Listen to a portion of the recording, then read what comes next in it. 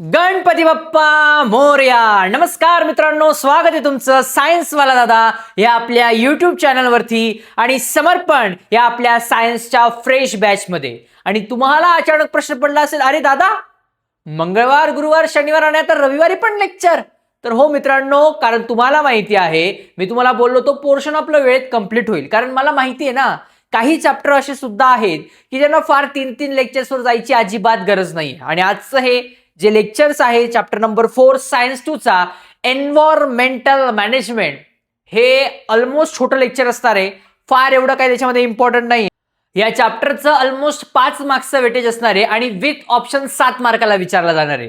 Chapter तसा तर important आहेच आणि त्याचबरोबर ह्या चॅप्टर मधला जो आपला लास्टचा 4 to 5 मार्क्सचा क्वेश्चन आहे ना पोरांनो, तो ह्या चॅप्टर मधून विचारण्याच्या खूप जास्त चान्सेस असतात. One of the most important chapter आहे हा.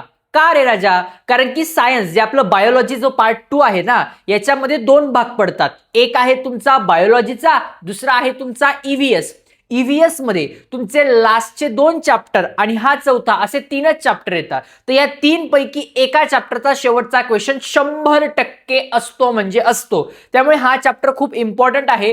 कुठले क्वेश्चन्स येतात ते तर मी तुम्हाला सांगणारच आहे, पण आजचं लेक्चर थोडंसं युनिक असणार आहे. का दादा युनिक? काय नवीन काय दादा?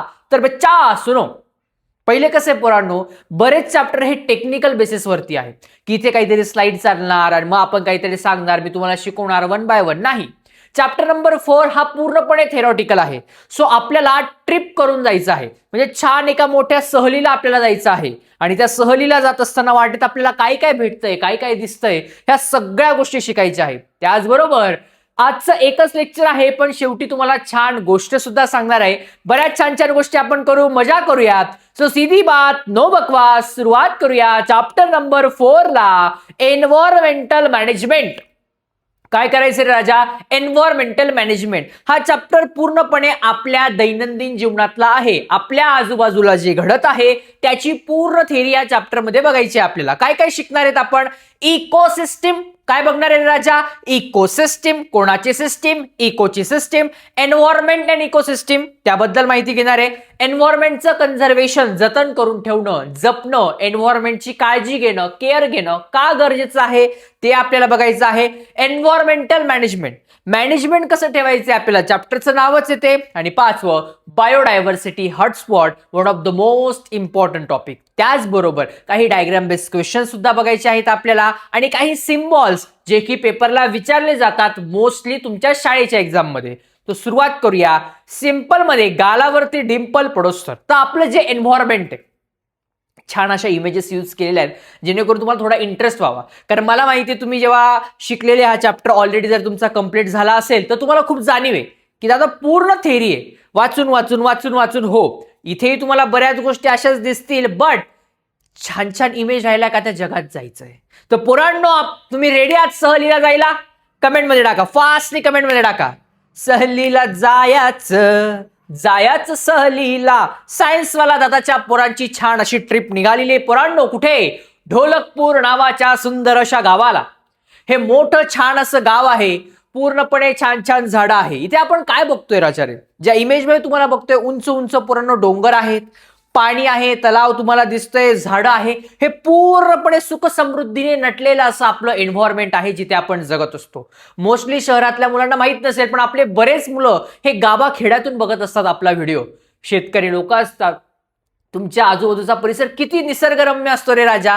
ह्या निसर्गरम्य जे वातावरण आहे हेच म्हणजे काय? आपलं एन्व्हायरमेंट. आणि ह्याच एन्व्हायरमेंट विषयी आज आपल्याला काही महत्वाच्या गोष्टी समजून घ्यायच्या आहेत आणि एन्व्हायरमेंटची काळजी कशी घ्यायची, मॅनेजमेंट का इम्पॉर्टंट आहे, हे संपूर्ण आपण बघणार आहोत ह्या चॅप्टर मधून. तर बघा, इकोसिस्टीम हे जे एन्व्हायरमेंट आहे पोरांनो, ही एक इकोसिस्टीम आहे. इकोसिस्टीम म्हणजे काय दादा? डेफिनेशन 1 मार्क्ससाठी one of the most IMP topic आहे हा. Ecosystem is form by, ecosystem ही तयार होते कशाद्वारे? बायोटिक आणि अबायोटिक फॅक्टर. इकोसिस्टीम कशाद्वारे तयार होते? बायोटिक आणि अबायोटिक. चॅटमध्ये टाका, इकोसिस्टीम कशाद्वारे तयार होते? बायोटिक आणि अबायोटिक फॅक्टरद्वारे.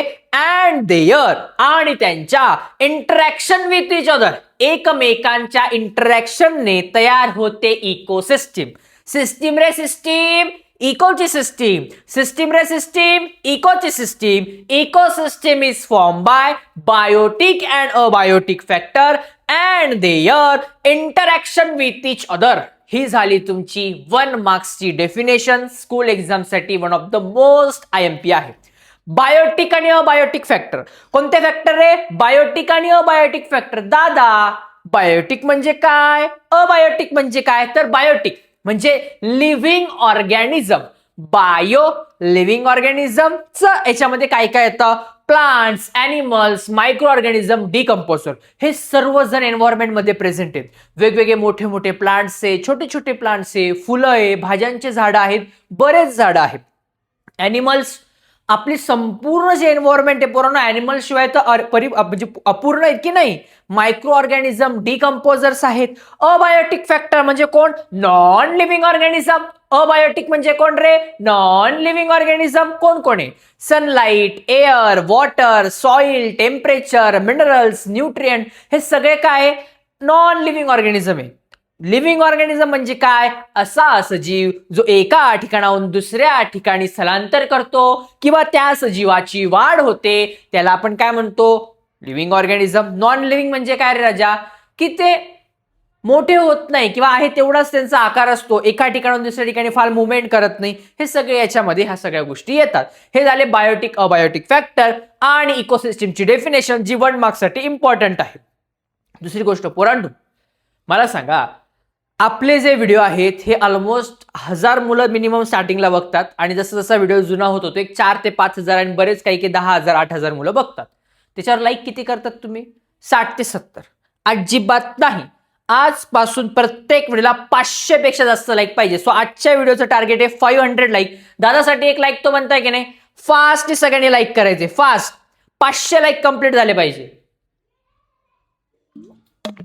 लाईकनी काही होत नाही बरोबर, त्याच्याने काय लगेच पैसे येणार आहे आपल्याला. बट जेवढे लाईक करतात ना तेवढा रिकमेंडेशन मध्ये जास्त जातो. तुम्ही चॅट करतात किंवा डिस्क्रिप्शन मध्ये टाकतात किंवा तुम्ही कमेंट करतात, व्हिडिओ खूप समजला दादा, खूप सिंपल लेक्चर आहे दादा. त्याच्यामुळे काय होतं, जे नवीन येणारे मुलं येतात त्यांना वाटतं अरे हा दादा चांगलं शिकवतोय, मग अजून जास्त मुलं येतील, अजून जास्त मुलं येतील, अजून जास्त मजा येईल की नाही आपल्याला असं. चलो आता फूड चेन. ही फूड चेन तुम्ही बघितली आहे पुस्तकात, याची सुंदर अशी डायग्राम आहे. मग काय मला सांगा, याच्यामध्ये ही फूड चेन आपल्याला काय समजवते ते आधी बघा. सनलाइट आहे, सनलाइटद्वारे जे प्लांट्स आहेत पोरांनो, ग्रास, जे ग्रास आहे आपला, हे काय करतं? एनर्जी घेतं. एनर्जी ट्रान्सफर कशी होती ते आपल्याला ही फूड चेन दाखवते. ही फूड चेन काय दाखवते? एनर्जीचा फ्लो दाखवते. दादा एनर्जीचा फ्लो कसा दाखवते रे? सनलाइट येतो, मग जे ग्रास येते का, सनलाइट बाबा की जय हो, जय हो सनलाइट बाबा. मग सनलाइट बाबा कडून ते काय करता? फोटोसिंथेसिस. कोणाचं सिंथेसिस? फोटोचं सिंथेसिस. दादा फोटोसिंथेसिस म्हणजे काय?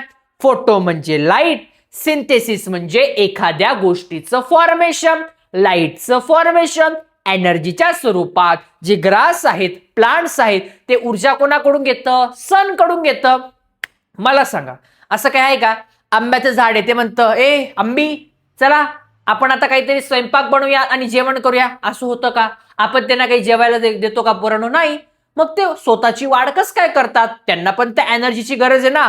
आपल्याला माहिती आहे कुठलीही गोष्ट करण्यासाठी जगात काय पाहिजे? एनर्जी पाहिजे. मग एनर्जी कसं काय मिळणार? तर हे जे ग्रास आहे यांना एनर्जी कोणापासून भेटते? सूर्यापासून भेटते. मग ही एनर्जी ट्रान्सफर होते कोणामध्ये? ग्रास हॉपर, नाकतोंडा. कोण? नाकतोडा. नाकतोडा बघितला असेल तुम्ही बऱ्याच पोरांनी, गावाकडच्या आपल्या पोरांना तर 100% माहितीये नाकतोडा काय.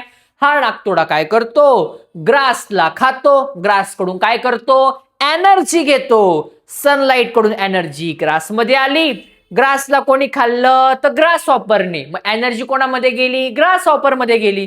बरं, आता ग्रास हॉपरने खाल्ली, मग ग्रास हॉपर काय बसून राहणार का? नाही. एक सेर तो दुसरा सव्वा सेर. मग दुसरं कोण आलं? बेंडूक. बेंडूक रे बेंडूक, काळा काळा बेंडूक. बेंडूक आलेला आहे.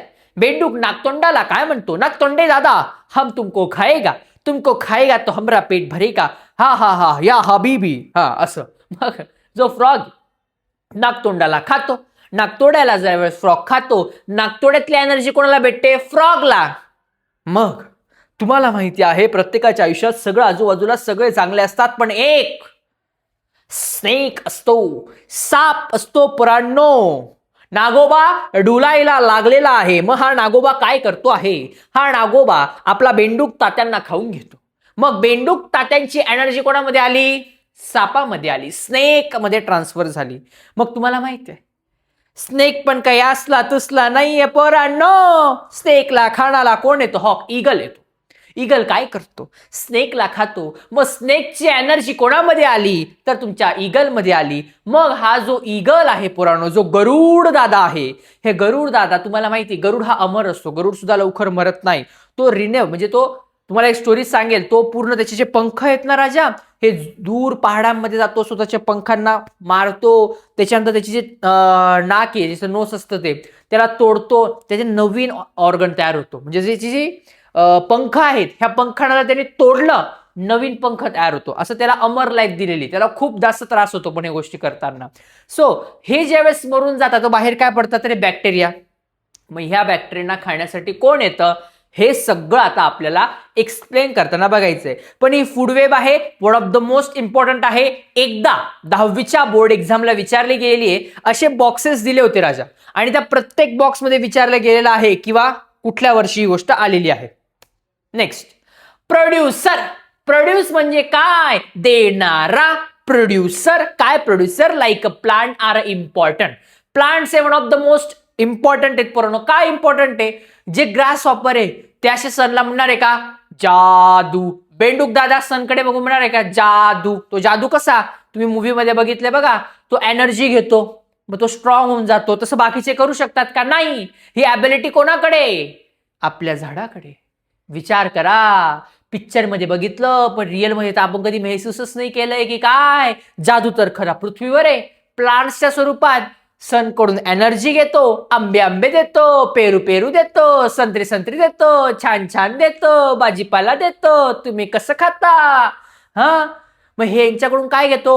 एनर्जी घेतो. मग ही जी एनर्जी आहे प्लांट्स कोणाकडून घेतो? सन कडून घेतो. म्हणून त्याला काय म्हटलं आहे? Producer. Like plants are one of the most important आहे. प्लांट्स कोण आहे? प्रोड्युसर्स आहेत. Next, herbivores. कोणाचा वरस? हर्बीचा वरस. आंब्याचा रस नाही, हर्बीवरस. कोण आहे रे बाबा? हर्बीवरस कोण आहे? जे प्लांट्सला खातात. बघा छान डायग्राम आहे बघा तुम्हाला त्या गावामध्ये. हे जे ढोलकपूर नावाचं गाव आहे त्याच्यात बघा छान छान जे अॅनिमल्स आहेत ते काय खाताय रे? मस्त छान छान गवत खातायत बघा. Like a deer, goat, sheep, cattle, horse, camel feeding upon a producer are important role. Obvious आहे पोरांनो, जे गवत आहे हे गवत जर का दिवसेंदिवस वाढतच गेलं तर चालेल का? अजिबात नाही. गोष्टी या एन्व्हायरमेंटमध्ये बॅलन्स ठेवल्या पाहिजे. म्हणून हे हर्बीवरस आहेत जे काय करतात? वेळोवेळी हे जे प्लांट्स आहे, छोटे छोटे ग्रास आहे त्यांना खाऊन घेतात. म्हणून पूर्वी पृथ्वीवरचं वातावरण खूप जास्त छान होतं. आणि आपल्याकडे बरेच मुलं शेतकरी आहे. सो कोणाकोणाची शेती आहे आणि जवळपासच्या गावांमध्ये सांगा यार, मला नक्की सांगा. मला प्रचंड आवडतं असं शेतामध्ये असायला वगैरे, बिकॉज आमच्या गावी तसं शेती वगैरेचं काही नाही आहे. आणि बरेच मुलं म्हणत होते ना की दादा तू नक्की कुठे असतो, दादा तू कुठे राहिला आहे. तर मी तुम्हाला कुठे राहिला आहे इतकं एक्झॅक्ट लोकेशन तर नाही देऊ शकत. तुम्ही गेस करायचंय कमेंटमध्ये की दादा कुठे राहत असेल. जो कोणी गेस करेल ना त्याला 100% मी स्वतःहून रिप्लाय देईल. ओके, बघूयात आपण कोण चांगल्या पद्धतीने गेस करताय. पण तुम्हाला एकच सांगतो की ज्यावेळेस आपली समर्पण बॅचची जी शीट आहे आम्ही बघितली, एक्सेल शीट, ज्याच्यात आपले ऑलमोस्ट 1000 पेक्षा जास्त मुलांनी त्यावेळेस रजिस्ट्रेशन केलं होतं स्टार्टिंगला.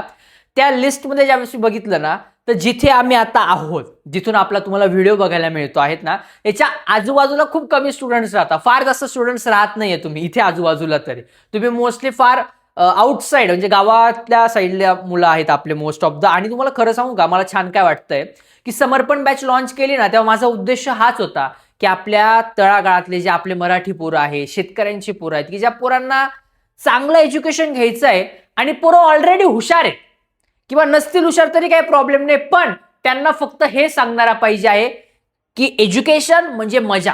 मजा करायची, अभ्यास असं नाही, मजा करायची आहे. सेकंड, कसा अभ्यास करायचा आहे. थर्ड, कन्सिस्टन्सी ब्रेक करायची नाहीये, मेहनतीला घाबरायचं नाहीये. एवढं मार्गदर्शन करणारा कोणीतरी हवा होता आणि तो मला असं वाटतं दादा तुमच्यासाठी मिळाला. बस. आणि मला तुमच्यासारखे मुलं मिळाले की मला माहितीये मला ज्यांच्यासाठी व्हिडिओ बनवायचे परफेक्ट पोरं आपल्याकडून शिकतात, पण जास्तीत जास्त मुलांपर्यंत शेअर करा रे, सबस्क्राईब करा पोरांनो. सबस्क्राईब नाही करत यार तुम्हाला पैसे भरायचे का कुठले? अजिबात नाही. सबस्क्राईब करायचे, लाईक ठोके करणे, काय 500 लाईकचं चॅलेंज आहे पोरांनो. आज 500 लाईक कम्प्लीटच केले पाहिजेत. बिकॉज याच्या अगोदर मी तुम्हाला बोललो नाही, बिकॉज मला वाटायचं तुम्ही करत असाल. टीम कडून मला कळालं की दादा लाईक्स आणि सबस्क्राईब मुलांना करायला लावत जातो. ओके, या पुढे.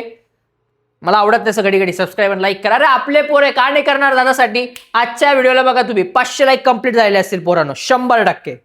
चलो, प्रिडिएटर म्हणजे कोण आहे दादा? जर हे गवत आहे, हे जे गोट शिप्स आहे, हे सगळ्यांनी खाऊन टाकलं, जंगल संपुष्टात आणलं, मग देवाने ठरवलं असं चालणार नाही. हर एक शेर को दुसरा सव्वा शेर आता है, पण इसलिए असमी में शेर आता है. म्हणजे असलीमध्ये वाघ आलेला आहे पुरानो. वाघ काय? Predator like a lion and tiger prevent over population of herbivores. जे ओव्हर पॉप्युलेशन झालंय कोणाचं? हर्बिवरसचं. हर्बिवरस कोण? जे प्लांट्स. हर्बिवरस कोण? गोट शिप्स, जे की प्लांट्स खायचेत, यांचं ओव्हर पॉप्युलेशन जास्त प्रमाणात झाले होते. म्हणून हे इक्वली प्रमाणामध्ये इम्पॉर्टंट आहे प्रिडिएटरचं असणं, म्हणजे वाघ आणि हे जे यांची शिकार करतात. हा जो वाघ आहे पुरांनो, तुम्हाला एक गोष्ट ऑब्झर्व केली का? वाघ हा जंगलाचा राजा आहे. म्हणजे सिंह हा जंगलाचा राजा आहे असं बघायला गेलं तर, आणि वाघ पण एक डेंजर आहे जंगलामध्ये. पण सिंह हा जंगलातला सगळ्यात उंच प्राणी, म्हणजे जिराफ नाहीये. सिंह उंच आहे का? अजिबात नाही. सिंह हा जंगलातला सगळ्यात शक्तिशाली प्राणी, म्हणजे हत्ती का? नाही. सिंह हा जंगलातला सगळ्यात मोठा प्राणी हिप्पोपोटॅमस आहे का? अजिबात नाही. पण तरी सुद्धा सिंह हा जंगलाचा राजा आहे. इव्हन सिंह हा सगळ्यात जास्त फास्टेस्ट पळणारा प्राणी नाहीये, तरी सुद्धा सिंह जंगलाचा राजा आहे. याचं कारण काय माहितीये पोरांनो? हे बाकी जेवढे पण आहेत हे जगतात फक्त नॉर्मल लाईफमध्ये, त्या एन्व्हायरमेंटमध्ये. पण सिंह ज्यावेळेस एखाद्या प्राण्याला बघतो, त्याचा ॲटिट्यूड चेंज होऊन जातो आणि त्याला एकच समजतं की ही समोरची व्यक्ती म्हणजे माझं अन्न आहे, माझं फूड आहे. म्हणून सिंह जंगलाचा राजा आहे. आपला ॲटिट्यूड बदलावा लागेल. तुम्हाला अभ्यास करायचा आहे, 90% मिळवायचे आहेत, चांगले मार्क्स मिळवायचे आहेत, आउट ऑफ मार्क्स मिळवायचे आहेत. फक्त अभ्यास नाही, ॲटिट्यूड बदलून टाका, माइंडसेट बदलून टाका तुमचा. जेव्हा तुम्ही आपला आतला माइंडसेट बदलून टाकतात ना, ऑटोमॅटिकली मी तुम्हाला सांगतो ना, कोणाला आपल्या पोरांना मोटिवेशनची गरजच नाही. आपलं घरात आपले आई वडील आपले खरं मोटिवेशन आहे, आपली परिस्थिती आपलं मोटिवेशन आहे. आणि जर तुम्हाला 10वीच्या बोर्ड एक्झामचा सिंह या राजा जर का तुम्हाला व्हायचा असेल, तर बाबा रे राजासारखी मेहनत सुद्धा करावी लागेल. एवढं लक्षात ठेवा. पुढे गेल्यावर मुलींच्या स्वप्नामध्ये आहेत ना राजकुमार येतात. कष्ट करणारे, काबड कष्ट करणारे, शेतात राबणारे पोरं नाहीये. असो, चला. डिकम्पोजर्स कोणकोणते पोरांनो? हे जे छोटे छोटे बारीक बारीक कीटक दिसतात तुम्हाला, हे सगळे काय? डिकम्पोजर्स आहेत. हे काय करतात? जे इन्सेक्ट आहे in dung may look dirty but they are responsible for cleaning the environment. हे छोटे छोटे जे कीटक आहेत, छोटे छोटे जे दिसतात तुम्हाला, हे काय एन्व्हायरमेंटमध्ये जो काही डंग म्हणजे रिकामा जो कचरा आहे, घाण जी झालेली असते, कोणामुळे? एवढे ॲनिमल्स मरतात पुरांनो, ते तसेच राहतात. मग हे काय करतात माहितीये का? त्यांना खाण्याचं, त्यांच्यापासून एनर्जी घ्यायचं काम करतात हे छोटे छोटे कीटक. याच कीटकांपासून तुमच्या माहितीसाठी तुम्हाला माहिती, वेगवेगळे खतं तयार होतात, बायो इन्सेक्टिसाइड्स वगैरे ज्या गोष्टी असतात त्या. म्हणजे विचार करा, प्रत्येक गोष्टीला हे एन्व्हायरमेंट बनवताना किती चांगली काळजी घेतली असेल की हा गेल्यानंतर कोण, आणि ज्यावेळेस सगळे ॲनिमल्स संपतील तर ते साफसफाई करायला पण कोणी येणार नाही. चलो बच्चा साफसफाई करते हे, झाडू हम लगाते हे, नाही. हे असे छोटे छोटे इन्सेक्ट असतात. जेव्हा सगळे ॲनिमल्स मरून जातात तर त्यांच्यापासून पण एनर्जी हे घेतात, त्यांना डिकम्पोज क्लिनिंग करायचं काम करतात एन्व्हायरमेंटला. विचार करा, क्लिनिंग करणारे माणूस पण ऑलरेडी प्रेझेंट होते एन्व्हायरमेंटमध्ये जेव्हा कोणीच नव्हतं, आणि तेव्हा एवढी घाण पण नव्हती होत. यांना तर सांगायला पण गरज नाही. आपल्याकडे आता क्लीन करणारे माणसं आहेत, मशीन आहे, पण घाणच घाण आहे. आता one of the most important chart पेपरवरून आपल्याला बघायचा, तर 2 प्रकारच्या इकोसिस्टम आहे, बायोटिक, अबायोटिक. किती रे पोरांनो? बायोटिक कंपोनंट आणि अबायोटिक कंपोनंट आहे. याच्यामध्ये सगळ्यात पहिले आपल्याला बघायचं आहे अबायोटिक कंपोनंट. कोणतं बघायचंय? Abiotic component. Chart based question आहे, इम्पॉर्टंट आहे, बोर्डला विचारला जाऊ शकतो, शाळेतल्या एक्झामला सुद्धा येणारा क्वेश्चन आहे. हा जो संपूर्ण चॅप्टर आहे ना, याच्यामध्ये कुठले थेरॉटिकल येणार आहे ते शेवटी मी ते तुम्हाला सांगणारच आहे, पण त्याचबरोबर chart based, activity based question आणि एक जाधव मुलाई पेयांची स्टोरी, या 3-4 गोष्टीच फक्त जास्त इम्पॉर्टंट आहे. बाकी फक्त फास्ट आपण कव्हर करूया. चलो, अबायोटिक कंपाऊंड कोणकोणता आहे? फिजिकल फॅक्टर आहेत. जर इकडे एक फिजिकल फॅक्टर असेल अबायोटिक मध्ये, दुसरा कोण येणार? Chemical factor. कोण येणार रे? Chemical factor. कोणता फॅक्टर येणार? केमिकल म्हणजेच केमिकल फॅक्टर. फिजिकल फॅक्टर मध्ये कोण कोण येतं? Air, water, vapour, mineral, soil आणि सनलाइट. हे सगळे कुठे? फिजिकल फॅक्टर मध्ये येतात. केमिकल फॅक्टर मध्ये न्यूट्रियन, कंपाऊंड, ह्या सगळ्या गोष्टी. कंपाऊंड म्हणजे काय? दोन गोष्टी एकत्र येतात त्यावेळेस काय फॉर्म होतं? कंपाऊंड फॉर्म होतं. केमिकल फॅक्टर शिकलोय आपण केमिकल रिएक्शनच्या चॅप्टर मध्ये. बघितला नसेल तर लेक्चर नक्की बघा पुरांनो, खूप मजा केली होती आपण त्या लेक्चरला. त्याच्यानंतर न्यूट्रिएंट आणि कंपाऊंड मध्ये तुम्हाला 2 टाइप्स आहे, इनऑर्गॅनिक आणि ऑर्गॅनिक सबस्टन्स, आणि त्याच्यामध्ये तुम्हाला इन्फॉर्मेशन दिलेली आहे. माझ्या पुराण लक्षात काय ठेवायचंय? केमिकल फॅक्टर, न्यूट्रिएंट आणि कंपाऊंड, 2 गोष्टी लक्षात ठेवायचं आहे. नेक्स्ट, इकोसिस्टीमचा दुसरा type biotic factor. Biotic component कोणते कंपोनंट रे? Biotic component. कोणते कंपोनंट रे? Biotic component. त्याच्यामध्ये पहिले येतात ऑटोट्रॉपिक. ऑटोट्रॉपिक म्हणजे काय दादा? असे सजीव जे स्वतःचं अन्न स्वतः बनवता, दुसऱ्यावर डिपेंड राहत नाही. हेटेरोट्रॉपिक, हेटेरो असे सजीव, असे लिव्हिंग ऑर्गॅनिझम जे दुसऱ्यावर डिपेंड राहतात फूडसाठी. आपण सुद्धा. ऑटोट्रॉपिक म्हणजे कोण? प्रोड्युसर. कोण रे पोरांनो? प्रोड्युसर. त्याच्यामध्ये येतात ग्रीन प्लांट. दादा ग्रीन प्लांट? हो, सनलाइट येतो, स्वतःचं अन्न स्वतः तयार करतात, फोटोसिंथेसिस करतात. पहिलं. ॲनिमल्स कंझ्युमर आहे. कसं काय कंझ्युमर आहे? जसं की तुम्ही बघितलं गोट, शिप जे कोणावर डिपेंड आहे? प्लांट्सवर डिपेंड आहे. टायगर कोणावर डिपेंड आहे? गोट, शिप यांच्यावर म्हणजे हर्बिव्हरसवर डिपेंड आहे. असं. डिकम्पोजर्स कोणावर डिपेंड आहे? मायक्रोब्स. जेव्हा हे ॲनिमल्स मरून जातात, काही मायक्रोब्स उरतात, त्यांना खायचं काम कोण करतं? डिकम्पोजर्स. मग हे कंझ्युमर्स आहेत. या कंझ्युमर्स मध्ये सुद्धा टाइप्स आहे ना, कोणकोणते? पहिला आहे tertiary consumers, secondary consumers. Actually पहिलं जे आहेत ना टर्शरी नाही, प्रायमरी कंझ्युमर्स घ्या. तिथे काय घ्यायचं तुम्हाला? प्रायमरी कंझ्युमर्स घ्यायचंय. लक्षात ठेवा काय घ्यायचंय? प्रायमरी. दादा प्रायमरी कंझ्युमर का घ्यायचं आहे? प्रायमरी कंझ्युमर कोण आहे पोरांनो? Grass hopper. ग्रास हॉपर कोणाला खातो? प्लांट्सला. प्रायमरी कंझ्युमर झाला. Secondary consumer. सेकंडरी कंझ्युमर कोण आहे पोरांनो? ज्या ग्रास हॉपरला कोण खातं? बेंडूक. Tertiary consumer, secondary consumers. नंतर कोण? तुमचा बेंडूक वगैरे या सगळ्या गोष्टी टर्शरी कंझ्युमर्स मध्ये. लक्षात ठेवा कंझ्युमर्स किती प्रकारचे? 3. Primary consumer, secondary consumer, tertiary consumer. Primary consumer, secondary consumer, tertiary consumer. Repeat repeat, डोक्यात फिट. Next, environment.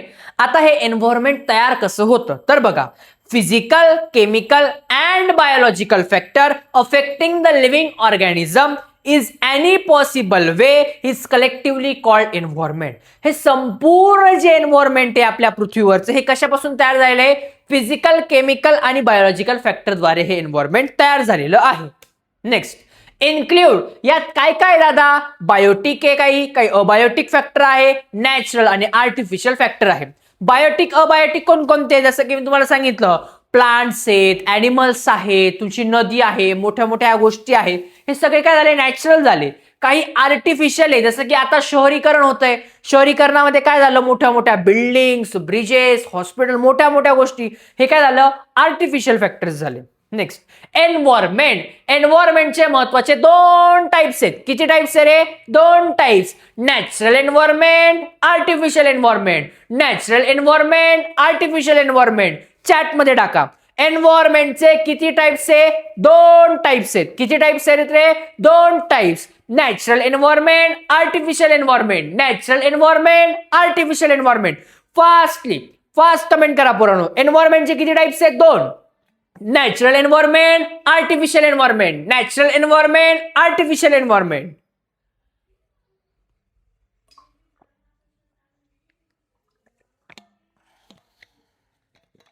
ठीक गळा गेला रे ऑलमोस्ट.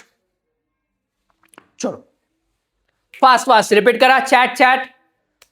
चलो आता अशा छान छान डायग्राम तुम्हाला खाली दिसतात पोरांनो. तुम्हाला मजा येईल चॅप्टर शिकताना. बघा आता काय रिलेशनशिप बिटवीन एन्व्हायरमेंट आणि इकोसिस्टीम. एन्व्हायरमेंट आणि इकोसिस्टीम यांच्यामध्ये काय रिलेशनशिप आहे तर बघा. आणि हा टॉपिक झाला का लगेच तुम्हाला एक छान सुंदर शायरी ऐकवतो, कारण मला माहितीये बऱ्याच मुलांना शायरी आवडते. आणि आजची शायरी स्पेशली आपल्या सायन्स वाल्याच्या पोरांच्या वतीने कोणातरीसाठी असणार आहे. चला. Natural environment consist of air, atmosphere, water, land आणि लिव्हिंग ऑर्गॅनिझम. जे नॅचरल एन्व्हायरमेंट आहे तुम्ही बघा डायग्राम मध्ये तुम्हाला दिसत असेल पोरांनो. कशाद्वारे कन्सिस्ट ऑफ एअर, छान मस्त हवा आहे, ॲटमॉस्फिअर आजूबाजूचं, वॉटर पाणी आहे, लँड जमीन, लिव्हिंग ऑर्गॅनिझम्स वेगवेगळे लिव्हिंग ऑर्गॅनिझम्स तुम्हाला दिसत आहे. किती छान चित्र दिसतात पोरांनो. म्हणजे मला तर अशा गावाला जायला आवडेल ना जिथे अजिबात इंडस्ट्रियलायझेशन नाहीये, मोठ्या मोठ्या बिल्डिंग्स नाही, नॉर्मल गाव आहे.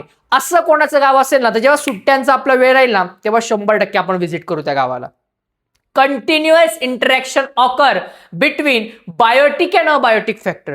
कंटिन्युअसली इंटरॅक्ट होतो कोण, बायोटिक आणि अबायोटिक फॅक्टर एकमेकांमध्ये काय करता, इंटरॅक्ट करता, जे की खूप इम्पॉर्टंट रोल आहे. आर्टिफिशियल एन्व्हायरमेंट, जो आर्टिफिशियल एन्व्हायरमेंट आहे हा सुद्धा अफेक्ट करतो नॅचरल एन्व्हायरमेंटला डायरेक्टली आणि इनडायरेक्टली. आता एन्व्हायरमेंट कशापासून बनतो, दोन फॅक्टर पासून, biotic factor, abiotic factor. Biotic factor, abiotic. बघा संपूर्ण चॅप्टर मध्ये बऱ्याच ह्याच्याच गोष्टी, त्यामुळे जेव्हा मी रिपीट करतो तुमच्या बऱ्यापैकी लक्षात राहील. फार याच्यात लर्निंगचा भाग नाही, कुठे आहे ते सुद्धा तुमचा दादा सांगणार आहे. इकोलॉजी, कोणाची लॉजी, इकोची लॉजी. The science that study interaction between. जे सायन्स जे आपलं आहे याच्यात स्टडी करतो कोणाविषयी, इकोलॉजी म्हणजे काय, लॉजी या शब्दाचा अर्थ आहे स्टडी करणे. लॉजी शब्दाचा अर्थ काय आहे, स्टडी करणे. द सायन्स दॅट स्टडी, एक सायन्स जे स्टडी करतं कशाचा, इंटरॅक्शन बिटवीन, एकमेकांच्या इंटरॅक्शन बिटवीन कोणाच्या, अबायोटिक आणि बायोटिक फॅक्टरच्या इन द एन्व्हायरमेंट, त्याला म्हणायचं इकोलॉजी. इकोलॉजी आणि इकोसिस्टीम सिमिलर आहे. इकोसिस्टीम बायोटिक अबायोटिक फॅक्टरने बनते आणि इकोसिस्टीमचा स्टडी करणे म्हणजेच काय, इकोलॉजी. लॉजी रे लॉजी, इकोची लॉजी. लॉजी रे लॉजी, इकोची लॉजी. आता दादा शायरी. शायरी काय तर तुम्हाला सगळ्यांना माहिती आहे आपले बरेच जे मुलं आहेत हे बिचारे विदाऊट क्लास न लावता सेल्फ स्टडी करताय आपल्या युट्यूब चॅनलवरतून, आपल्या सायन्सवाला दादाच्या युट्यूब चॅनलवरती. म्हणजे बऱ्याच ठिकाणून तुम्ही करता, पण मी आपल्या पोरासाठी सांगतो. शायरी आवडली तर 100% तुम्हाला कमेंट करायची हा. तर शायरी काय आहे, आणि ही शायरी ज्यांना आवडेल ना तुम्ही काय करा, मस्त की स्क्रीन रेकॉर्डिंग करा किंवा असे शूट घ्या आणि तुमच्या इंस्टाग्रामच्या स्टोरीला टाका, सायन्सवाला दादाला मेन्शन करा. मला बघू द्या तुम्ही किती जण बघतात लेक्चर. ओके. तर शायरी काय म्हणते बघा पोरांनो. तर ती शायरी अशी आहे पोरांनो कि मैं सेल्फ स्टडी करने वाला साइंस वाला दादा का छात्र, तुम बड़े कोचिंग की क्वीन प्रिय. मैं बायोलॉजी सा सीधा हूं, तुम फिजिक्स जैसी कठिन प्रिय. तुम घूमने जाती सिटी मॉल, मैं तलवंडी चौराहे पर लीन प्रिय.